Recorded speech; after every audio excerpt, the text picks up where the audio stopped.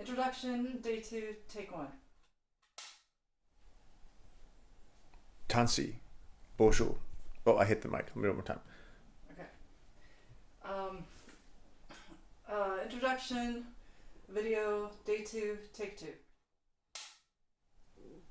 Tansi, Bonjour. My name is Brett Douglas McDowell, and it occurred to me that I have never formally introduced myself. So, with that in mind, I'm going to recount a brief story of my life and give you guys a chance to actually get to know, the real me. Sorry, that little joke. Anyways, I'm Michif, as you can tell. My mother's family is Michif. We're connected to some of the major chiefs like Chief Piché, who's tied to most of the Cree chiefs in Canada. Related to the 3 or 4 other chiefs, but that's another conversation. We're a Métis family that was involved in pretty much every major event in the Métis Nation, so we're kind of like Métis royalty. I don't think I should say it on camera. Too late. So on my dad's side, he's kind of like second generation. His parents are second generation immigrants. My grandmother's German. My grandfather's Irish. My grandfather served in the Second World War. He actually lied to get into the military at age 17 and enlisted. He was a member of the Legion for a long time. Nice man. His son kind of was raised Leave It to Beaver. So, that generation. My mother grew up in a much tougher situation than my father. Her family was very much impacted by road allowance and dispossession. We do have dispossession in our family, and that caused some long-term problems. From what I can tell, he was road allowance. His brother who was a very handsome man, actually lost both of his legs. It was a double amputee because of trains in the area. And yeah, there was a lot of trauma on that side. I know he spoke Cree and Michif. He was a fiddler, and my grandmother was from Saint Francois Xavier, so that's that side of the family. When my grandfather got his birth certificate, because he was born in Jasmine, Saskatchewan, one of the family members just jumped over it and tried to grab it from the clerk because he had wrote Michif, French Métis, on both of them. And they were rightly afraid that they'd end up in residential schools, they'd have the 60 scoop kids taken away, they'd get fired of their job, they wouldn't get a pension. And so there just was a continued fear of, one of the kids might be too dark, so they'd get a talk and they'd have problems. So it was a Michif family with Michif problems. And I inherited that. I went through a lot of the trauma that was passed down through that line. And so that forms a big part of me, especially because I grew up in Manitoba, which is 20% Indigenous, and it's like the Métis homeland. Now, a lot of people outside of Canada don't understand this dichotomy in Métis culture, in Canadian culture with Indigenous people, especially if it's somewhere like British Columbia that doesn't have a tremendous amount of Métis people, or doesn't have a tremendous amount of Métis heritage traditionally. It's there, and I'm related to some of the Cree that were in BC, as well as the first Michif in BC, but that's another conversation. But again, if people don't understand it, they don't understand the culture, they don't know what kind of the ins and outs of it. So like I said, I grew up by the Red River.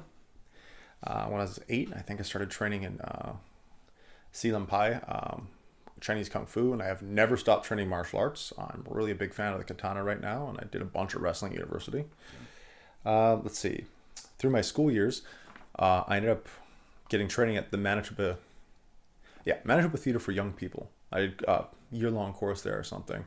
And then I ended up getting a couple leads in fantasy theater for children, which is like the Phantom Tollbooth, Huckleberry Finn, and then I did Light Witch and the Wardrobe. That's about it there, I think, for that. It's a lot of good times. Also in high school, I did a French theater festival called La Festival Théâtre Jeunesse. And I won a gold medal for a play called Doucement Maman. And Doucement Maman was a play written by my teacher, which was an interpretation of Pink Floyd's Mother, done in French. It was a lot of fun. It was a really fun theater festival. So school was traumatic. I hated it. It was awful. I did not fit in whatsoever. It was a very... I don't know. I feel like... I wonder, when they started to close down residential schools, where did the teachers go? I have the hunch it was the French immersion. It was awful. I mean, it's better now because like back in the day, we were like the small school against the English school, and it was just we had to change different recess times because there'd be like fights. So you're persecuted for being French, and then you're like the Métis guy in the French school with like one other Indigenous guy who was like my brother, and just wasn't a great environment. Though I got lucky. Finally, when I got to the school board, they ended up giving me a scholarship to the University of Winnipeg Collegiate. And that's about when my parents divorced. So my mother started taking me to Red Willow Sweat Lodge. And I was more open about being Michif.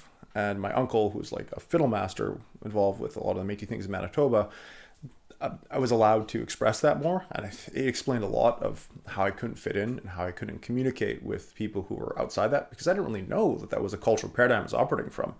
But it was there. And once, someone explained to me what my grandfather's accent was and why he spoke Cree, it made a lot more sense. And this is the weird thing about Michif, because a lot of people have that experience, but it's not from 1840. It's from your family that you grew up with, and it's still part of you. It's your kinship. So I digress. I got a scholarship to go to the University of Winnipeg Collegiate, which is like the gifted school, like the genius school. And I loved it. I got to learn philosophy, Plato's Republic. They had a great literature course, which was, they did a lot of absurdism and Albert Camus and The Outsider. I just really, really, really got deeply into absurdism. And then they had a really great advanced theater program with the Prairie Theater Exchange. And that was a half-day, year-long program, I believe. It was great. And it just really, really pushed me. And so this school, you understand, is partnered with the Royal Winnipeg Ballet. So it's really a great standard, and I really, really loved that school deeply. And so I'm a proud alumni. Around the same time, I started picking up guitar and taking a course in music production.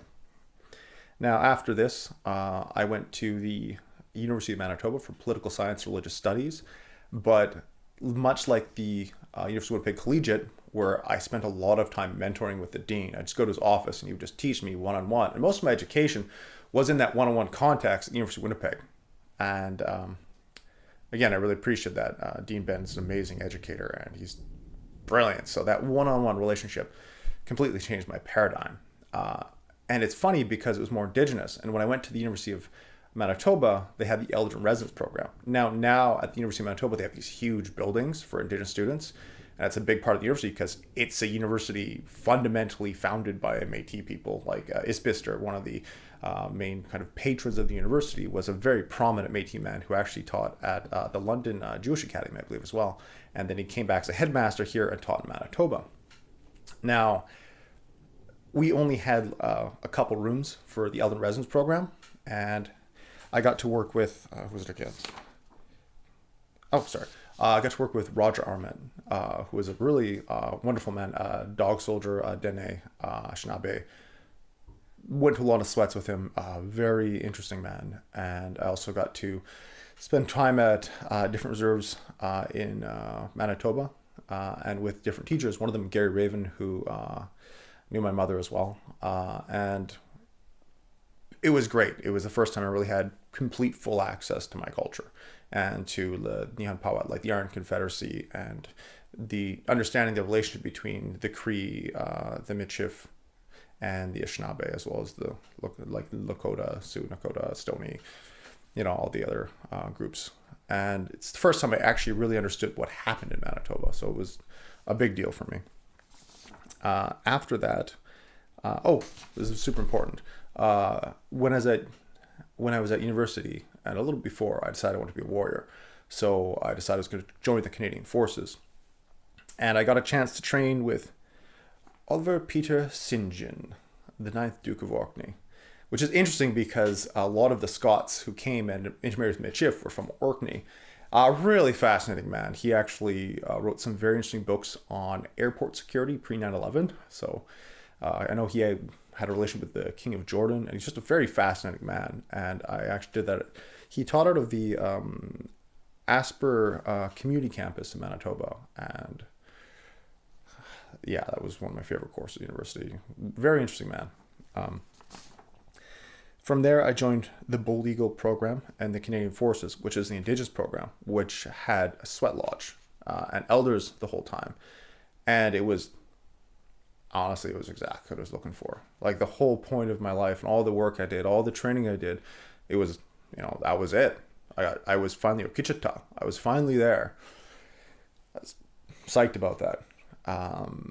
Then I got into the regular Canadian Forces. Before joining as a non-commissioned member, I was offered a commission. And so I kind of had to be trained by the guy whose job I was offered. And that created an interesting dynamic. But the biggest problem is what the Canadian Forces is dealing with now is basically the mistreatment of female troops and sexual assault and the policing of such. And I witnessed that, and I butted heads with a couple people on that. There were some people who were supportive of female troops, but there was some real trouble. There was some real bad incidents, and I came from Bold Eagle, where just saying something misogynistic would mean everyone got punished. And then I went to the Canadian Forces, and it just, it was a different world. If it was just Bold Eagle, for that, I would have never left. You couldn't have forced me to retire. Like, if I just got to do Bold Eagle my whole life, I would never retired. But the Canadian Forces is different. There's a saying, vote with your feet. And I voted by leaving to make a change. So I joined intelligence branch at the time. And so once you get trained intelligence branch, you're somewhat valuable. And so by leaving, it makes it more apparent that a change needed to happen. And that change did happen. So at least I can be proud of that. And so I didn't get the career I wanted. I didn't get to be Okichita the way I wanted to, but at least I made a difference, and my actions counted for something. So that's lets me sleep at night. I honestly didn't know what to do with my life after the military, because the goal of my life was to be Okichita. That was everything I did, everything I wanted. I didn't know who to be after that, because that was everything I was. So I kind of went on a bit of a journey, and I started learning programming through open MIT courses.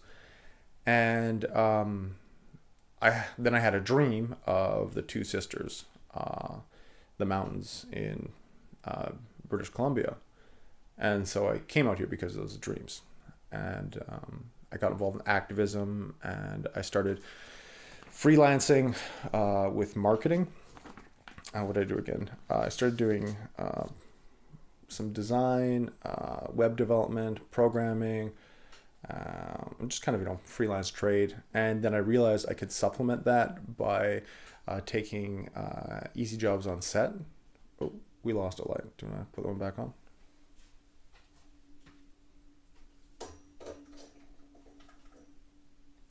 There we go. Magic of movie magic. I guess we'll cut that. So I was on set, and I would bring my laptop on set, and I would work when there was downtime, which was a lot if you take those kind of jobs. So I could get paid to be on set, have some delicious food, and I would be still billing on set. So it was perfect. It was like awesome. It was like an office that was like fed.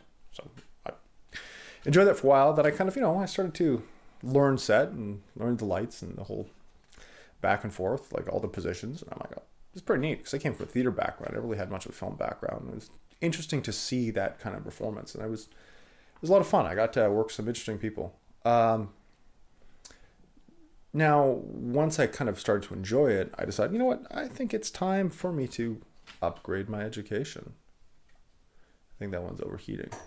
Yeah, it's very hot. Yeah. And we'll take a quick pause for a second, let the light fix.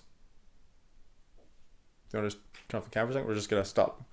I guess we got to keep going. How's the light? Is it okay? I'll just keep turning it on.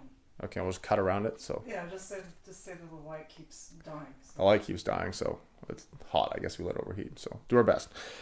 Basically, I started training at the Actors Foundry with Matthew Harrison. Wasn't my thing. Tony Alcantar. Tony Alcantar. You read his name, it's hard to say than it is to say. Tony Alcantar from Chicago. He did Master in Fine Arts Acting Theater at Chicago's Roosevelt University, and he taught at the Players Workshop of the Second City, which is like where a lot of SNL alumni come from. He was great. I really enjoyed working with him. And then I started working with Penelope Chatter, who was my coach, who really influenced me the most as a performer.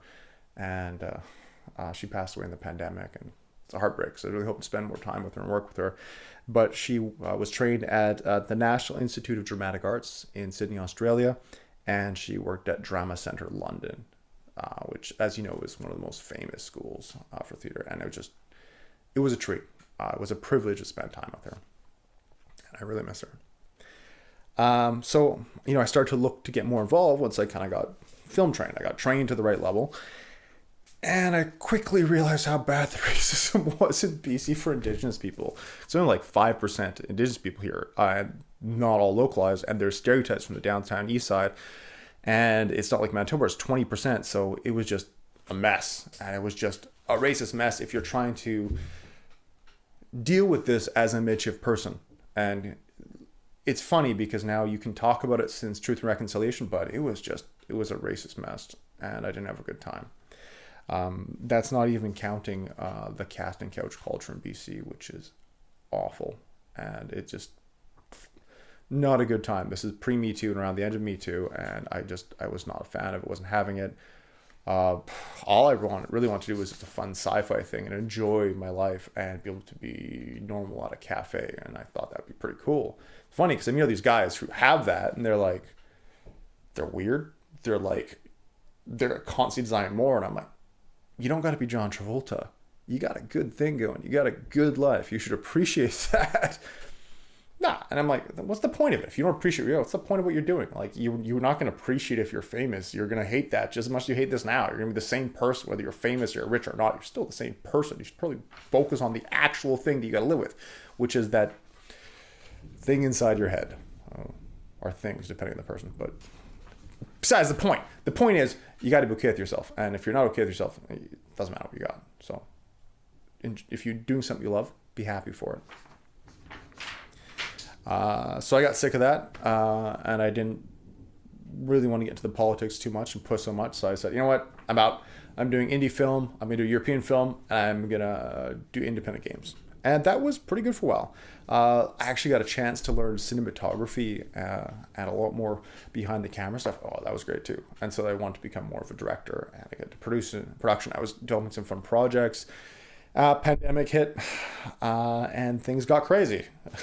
So a couple weird pandemic incidents later, I'm applying my previous knowledge and training from elders on Indigenous legal advocacy because of the Declaration Act and the signing of the United Nations Declaration on the Rights of Indigenous People. So that's a whole other thing, and I'm dealing with the Human Rights Tribunal. And so I've been in touch with the professors who are kind of leading the way for Indigenous legal orders. That's been a whole thing. I ended up going to Berlin just before the pandemic hit and going to the Canadian Embassy. And it's been a weird couple years, especially with the new innovations in Indigenous film and just the complete paradigm shift on it. And so you have all these new challenges relating to it. And so I'm trying to navigate that and kind of see where the future leads. But that's pretty much why, if you want to understand where I'm coming from, this is what I'm thinking. And I mean, I guess in my spare time, I'm a multi-instrumentalist. I play shakuhachi, merhur, Indian classical music with the bansuri and harmonica. So kind of do for hobbies, but that's pretty much it. And that's me. Oh, that's kind of important. I think. During my school education, I was involved in the Liberal Party of Canada as the Director of Aboriginal Affairs. So this is back when I was at the University of Manitoba. And so it was like the praxis or practicum for all the political science work I was doing. And, my goal was to join the military. So for me, that was an internship. And I learned a lot. I had dinner with Justin Trudeau, I think, like 2 times. No, 1 time with... and then the other time was I saw him in the Canadian Forces, but long story. So yeah, that was an interesting time being involved in politics, and it taught me a lot. And so when I talk about these things, I'm not talking out of my derrière, comment dire en français, but I do have experience with these things, and I am a autodidacte. I do read a fair bit, and the military's intelligence branch teaches you how to research and read, so they say about the job is it's a job description, not a job requirement, but they're being humble. So, merci. I already said I'm a private investigator. Do you? Yeah, I said I got a private investigator course when I was trying to figure out what to do when I realized that BC film was a bit racist and weird. Oh, well, when I reported things about like people being racist to black people, they don't care. I hope they care now a bit, but at the time, like pre-Black Panther, it was like, Yeah. it was just rough. Bad days. One last thing. Yeah. What does that tapestry mean? Oh, that's a Confucius thing. It's Chinese. It's Renzai, which means kind of like humaneness, humanity. It's like one of the Confucius values. And Zai, which is knight. So kind of like errant, dutiful knight. But in Japanese, it can be Ninkyo, which means like chivalry. But it's also been... Sometimes the Yakuza refer to themselves as Ninkyo organizations when the police prefer to have them more referred to as violent organizations. So it's this whole conflict in Japan about that naming and the use of that word, but that's a Chinese calligrapher and those are Chinese words, so we're not saying it or doing it for any association to Yakuza. It's about Confucianism and warriorship. So, but I really like it. It's one of my favorite pieces. So I guess that's it. Merci and miigwech. Au revoir. So I hope that gave you a chance to better get to know me, and that this will give you more insight when you're watching my stuff or you're dealing with me. So have a wonderful experience of consciousness. That's it, right? I can go? Okay. Good job. Gambare.